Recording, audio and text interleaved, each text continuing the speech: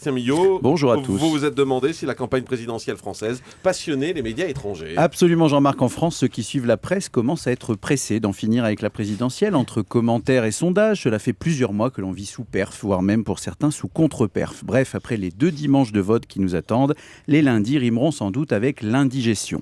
Mais qu'en est-il du récit de cet affrontement au-delà de nos frontières ? Est-ce que les Anglais ou les Italiens traitent dans leur feuille de chou de l'histoire de nos candidats déchus, Dupont-Aignan, Le Pen et les autres candidats au titre? Font-ils les gros titres aux États-Unis? La Norvège se passionne-t-elle pour Joly, malgré une campagne que certains ont jugée scandinavrante? Le centriste Bayrou fait-il un tabac en Europe centrale? Cheminade occupe-t-il plusieurs colonnes à Cologne, voire même la page de couve à Vancouver? On saura tout ça dans le débat.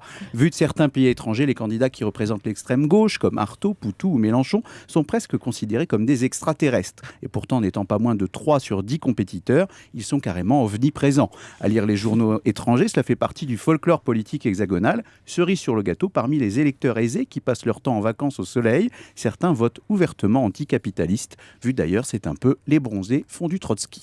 Les médias étrangers n'épargnent pas non plus les 2 prétendants principaux. C'est vrai, Jean-Marc, Sarkozy et Hollande ont droit à un traitement spécial. Le style du premier, d'origine hongroise, est perçu comme incongru par de nombreuses rédactions du Monde. Un journal britannique s'est même permis de vives critiques à son égard, balayant ses chances de victoire d'un simple revers de manche. C'est ce qui s'appelle se prendre un revers d'outre-manche.